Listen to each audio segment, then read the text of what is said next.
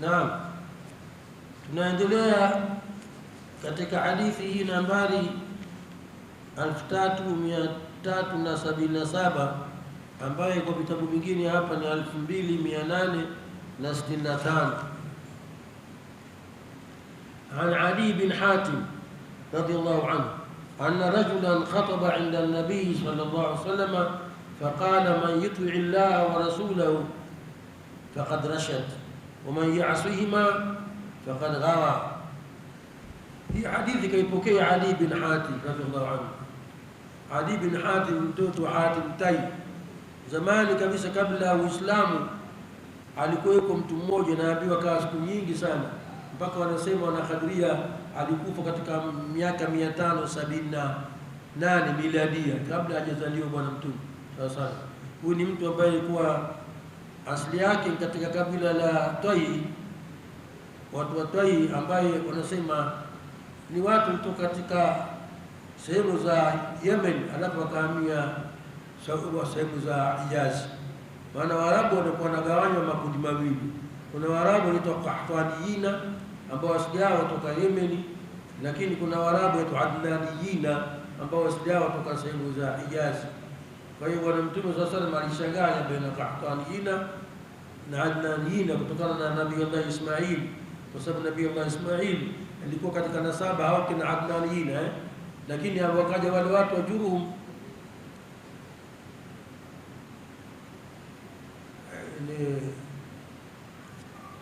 wakaoa kwa wale watu Jurhum, akapata watoto, akawa sasa mchanganyiko baina Adnaniyina na Qahtaniyina mpaka patikana wa Quraishi. Sawa, nakwenda sasa hapa. Huyu katika hao Qahtaniyina alihama akahamia upande wa Hijaz. Naambiwa baadaye ni zamani sana, lakini hasa eneo lilolengwa ambalo lilikuwa kiishi yeye linaitwa Hail, upande wa Najd. Najd tukisema Saudia kuna sehemu mbili, Najd na Hijaz. Najd kwa sehemu mashariki, yani Riyadh huku kuanzia Taif na kwenda mbele kama upande wa mashariki kwenye guba ya Waarabu kule kunakuwa Najd. Ukija chini huku upande wa magharibi karibu bahari Nyekundu kuna Maka na Madina, hizi zinaitwa Hijaz. Sasa huyo kwa katika maeneo ya Najd huko katika eneo linaloitwa Hail ndiko alikohamia, kakaa pale, lakini baada ya muda akawa anajulikana kwamba ni mtu wa Najd tena. Mambo ya Shamali ya kaskazini yakawa yamesahauliwa kabisa. Huyu mtu alikuwa ni mtu anasifika sana kwa ukarimu, anapigiwa mfano kwa ukarimu, ambia akramu min Hatim, ni karibu sana. Zamani sana kwa sisi wadogo tulisikia filamu ya Kihindi ikawa inaitwa Hatim Tai. Wakaingia kina mama ile sisi atuniki sinema hatujui kama Hatim Tai huyo alikuwa azungumziwa nini, lakini nadhani pia wao wanamzungumzia huyu Hatim Tai. Alikuwa anasifika kwa ukarimu.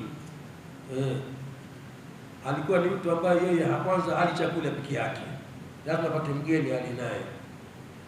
Akija mgeni wakati wote kwake anamchinjia mbuzi au ng'ombe au nini au ngamia.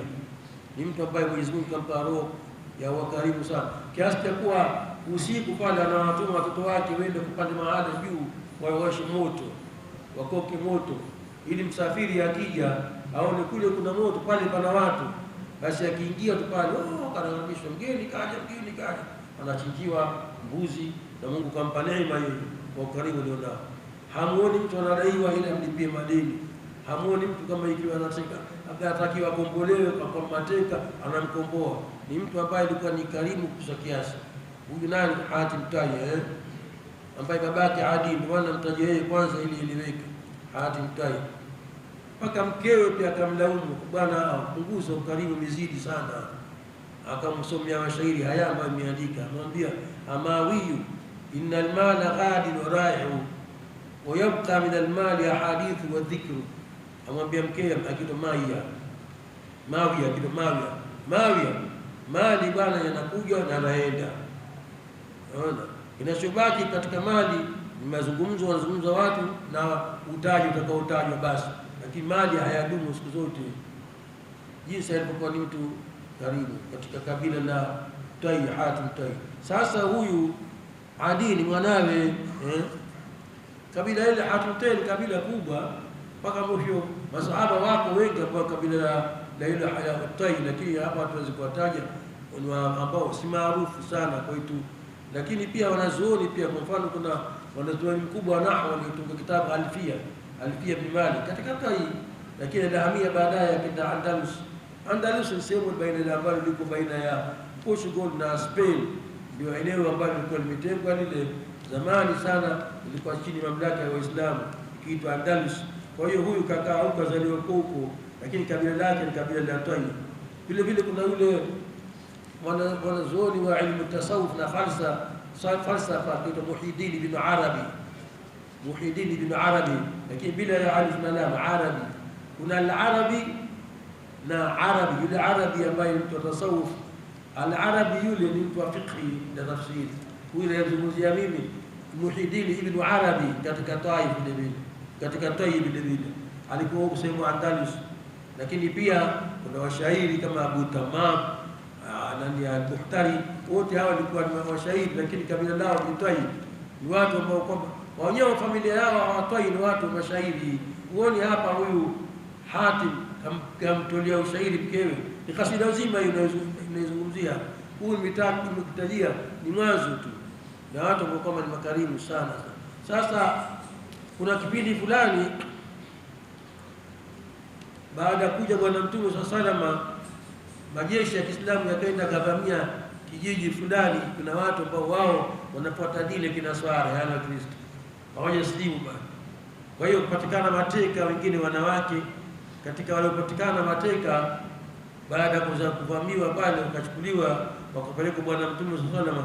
Mmoja, kuna binti mmoja akiitwa Safana, ni binti yake Hatim Tay. Safana binti Hatim Tay, mwanamke alikuwa hodari na ni mzuri hasa. Alipofika pale akafungwa sehemu, mara akapita Mtume SAW, akamwambia Mtume bado wakati hajaslimu, anamwambia ya Muhammad, halaka alwalidu wa ghaba alwafidu, yani babangu amekufa na huyu msimamizi wangu mimi ambaye ndio wali wangu naye pia hayupo. Famtanna alayya manna Allah alayhi, nifanyie ihsani mimi na Allah atakufanyia ihsani. Afi yeye kijana binti ambaye si Muislamu anamwambia Mtume dua, famtanna alayya, nifanyie ihsani mimi, Allah atakufanyia ihsani. Lakini ada hii ya kuombeana dua mpaka leo wanaye Waarabu, ukizungumza naye kidogo, Allah ibarik fik, Allah yaftah alayk, anakuombea dua japokuwa na nia mbaya na wewe, lakini dua kama kitu tayari kiko moyoni mwake. Sasa Bwana Mtume sasa mara kwanza hakumsikiliza, akaenda zake. Akaja mtu katika masahaba akamwambia, mwambie tena. Akamwambia, bwana, mimi babangu alikuwa ni mtu tajiri, alikuwa ni karimu, anajulikana, alikuwa hakuna mtu anayekuja ni mgeni ila akamchinjia mnyama, au ana matatizo atamsaidia. Mpaka kuna siku moja huyu Hatim Tay katika ukarimu wake, kitu ambacho nilisahau kusema ni kwamba kulikuwa na mfalme mmoja katika Warumi, kasikia habari ya huyu Hatim Tay kwamba ni karimu sana, humwambii kitu akakunyima. Kama nani hapa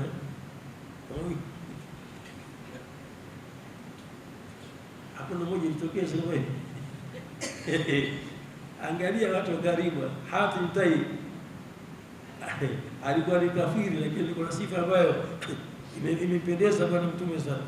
Siku moja yule mfalme wa Kirumi aliposikia kwamba huyo ana farasi wake anampenda sana, ana farasi anampenda, akaona ngoja nimjaribu kama kweli huyu bedui Arabu kama kweli na ukarimu. Akamtuma mtu, nenda kumwambie mfalme ataka farasi wako huyo mpendaye. Basi alipokwenda bwana akafika, kaja mgeni, akaribishwa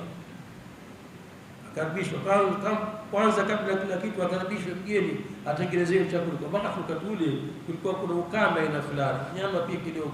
Akamchinja farasi wake yule ampendaye, ndio farasi analiwa akamchinja farasi kaangamia, unampanda na kumla. Basi baada ya kula kushamaliza, sasa akamfuata, bwana, mimi kuja kwa haja maalumu, nimetumwa na mfalme au mtumwa nini, mtumwa umpe ataka umpe bure ule farasi wako unayempenda. Akasema si ungeniambia tukia mwanzo, nishamchinja chakula ndio farasi huyo. Basi kwa masikitiko yake analia kwani kukosa kumkirimu mtu alikuja na haja yake kumwomba, kuonyeshana kwamba mtu alikuwa ana nafasi kubwa ya ukarimu. Sasa haya, tuendelee na huyu Safana. Alipomwona bwana mtume akamwambia, bwana mimi babangu kafa na mtu ambaye ni mfanyakazi wangu naye kakimbia.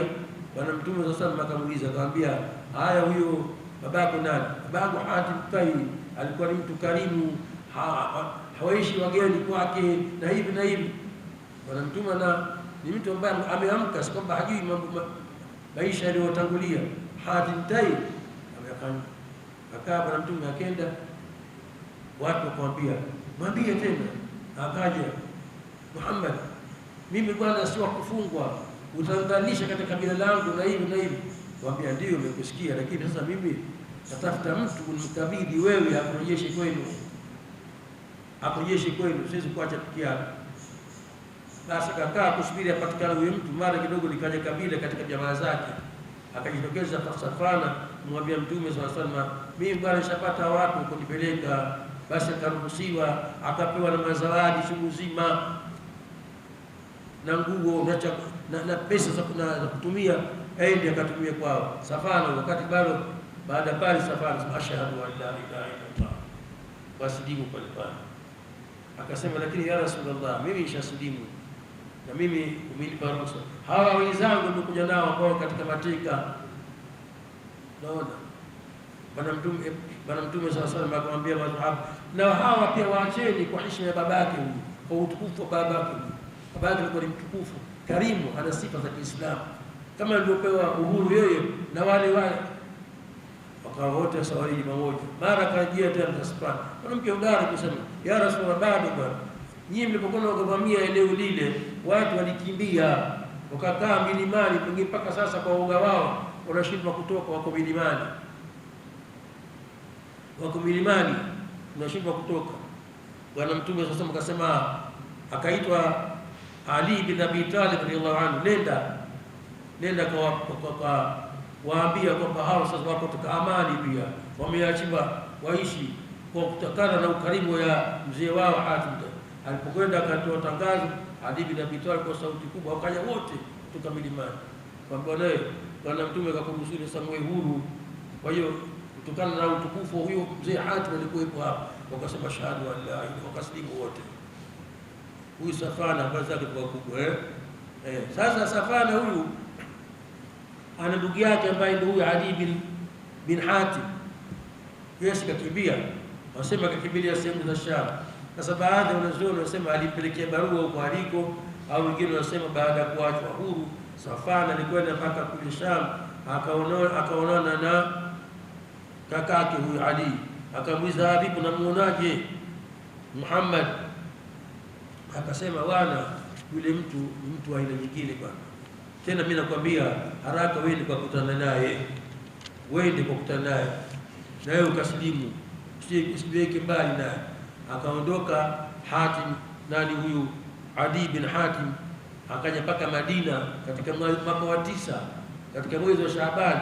Akamwambia bwana Mtume, nimekuja kusilimu. Akasilimu Ali bin Hatim, kasilimu, sahaba mzuri, akawa amepokea hadithi 66, kapokea hadithi 66 Ali bin Hatim radhiyallahu anhu. Lakini pia baada ya kusilimu kafanya kazi kubwa. Kwanza yeye pia alikuwa na sifa ya ukarimu kama babake, alikuwa akichukua mikate na katakata hivi, wanakuja chungu wanakuja wadudu ile, na akiulizwa sema innahunna jarat wala hunna haqqu, hawa wadudu jirani yetu tunaishi nao sisi, na wao wana haki nao, wasikae na njaa. Yaani anawafanyia wema hata wadudu, baki mwanadamu wenzake. Ali bin Hatim radhiyallahu anhu baada ya kusilimu alifanya kazi kubwa sana. Kuna kipindi fulani wakati Al-Faruq Umar radhiyallahu anhu anagawa baadhi ya mali na ngawia, ikawa kila akija pale Ali, Saidina Umar anaangalia kando, akikaa mbele yake anaangalia, hamjali kuona. Akamwambia mimi hunijui? Akamwambia mimi nakujua wewe kabla hujasilimu, nakufahamu kabla hujasilimu, na wewe ndio uliutia nuru uso wa Mtume kwa zaka ulichukua ya kabila lako la Taif, alikusanya zaka za watu wa Taif akamletea Mtume bwana Allah sallallahu alaihi wasallam. Adi sasa kazi kubwa aliyofanya katika vita baada ya kufa bwana Mtume sallallahu alaihi wasallam, ikatokea hurubu ridda, vita vya baadhi ya watu kumtadi kuacha Uislamu kwa sababu wengine wakajidai hata kutoa zaka. Akatokea Tulayha al-Asadi, huyo alikuwa ni mtu ambaye ameleta rabsha kubwa sana, ikawa sasa wakati ule ni wakati wa khalifa Rasulullah Abu Bakar Siddiq, na kiongozi wa kwenda kushimbana wao ilikuwa ni Khalid al-Walid radhiyallahu anhu. Khalid al-Walid, vita vikubwa sana, wao wakuwa wengi. Nakumbuka kuna mwanazuoni wetu mmoja alikuwa ni profesa wetu akiitwa Ahmad al-Wakil, akifundisha tarehe kutoka kitabu Al-Kamil, anasema nini kilichowafanya mpaka baadhi ya watu wartadi, wengine wakadai utume. Anasema hakuna kitu kilichowafitini isipokuwa ukabila, kuona kwamba katoka mtume katika Quraysh na sisi tutoe mtume kwa sisi. Haya mambo ndio washawishi mpaka wengine akatokea mwanamke naye pia kadai utume kutokana na ile ukabila ulivyokuwa mbaya na fitna kwa baina ya watu na watu. Sasa Ali bin Hatim radhiallahu anhu akaona jeshi kubwa sana atakwenda kupambana na Khalid bin Walid, hataliweza. Akatoka yeye kwanza kuja, akagundua kwamba kuna watu wa kabila Taif zake wamejiunga na jeshi lile la Tulayha al-Asadi, ndiye pale mpizani wanamsubiri Khalid. Alipokuja akawatia maneno sana mpaka wale kwa mkubali, wakajiteka, wakawa kushiriki upande wa jeshi la Tulayha. Wakaja wengine kabila la Judaila ambayo pia inakaribiana na kabila la Taif, akaambiwa pia, akaenda akasema nao wale wakakubali, mwisho wakasilimu, wakarudi upande wa jeshi la Khalid bin Walid. Tulayha kufanya kazi kabisa, kuweza kufanya lote. Naona bwana, na habari zake ni ndefu sana. Huyu nani? Ali bin Hatim radhiallahu anhu. Tumalizia anasema anna rajulan khataba inda an-nabi sallallahu alaihi wasallam, kuna mtu mmoja akatoa khutba mbele bwana Mtume. Faqala, akasema hivi, man yuti Allah wa rasulahu faqad rashad, anifuata amri ya Allah na mjumbe wake, basi huyo ndio kushaongoka. Wa man ya'sihima faqad ghawa, na mwenye kumuasi Mungu na Mtume huyo kapotea. Faqala Rasulullah sallallahu alaihi wasallam, bisal khatibu anta, khatibu mbaya wewe, lakini haitaki useme man ya'sihima, useme man ya'si Allah wa rasulahu katika khutba, atakiwa refusha ili watu waelewe wanachokisema kitu gani. Qul man ya'si Allah wa rasulahu, hii ndio lugha nzuri, lakini man ya'sihima haitakiwi. Kwa hiyo khutba kaisikiza bwana Mtume pale. Naona bwana Mtume kikuwepo leo, watu wengi anambia bisa al-khatib, itakuwaje mtu anatoa khutba katika juma dakika 40 bwana, dakika 40 toa khutba, unazungumzana nani wewe? Unabii unasema nani? Maneno gani? Unasema mapya ambayo hayapata kusikika. Unasema kitu gani kipya? Kama Qur'an, kuna watu wanahifadhi Qur'an kwa moyo bwana, wewe utakutua kuliko mwenyewe Mtume sallallahu alaihi wasallam. Ana khutba dakika 40 bwana, vipi na khutba kivipi? Unatoa maneno porojo, waje kujiandaa, unaweka notes za kusema na watu, unaongea na watu hapa au unaongea na watu wadogo bwana, au watu gani? Kwa hiyo angalia hapo, Mtume akamwambia hapa, bisal khatibu anta, khatibu mbaya wewe, kutokana na lugha hiyo kusema nini? Wa ya'sima piki yake, akamwambia sawa, useme wa man ya'si Allah wa rasulahu,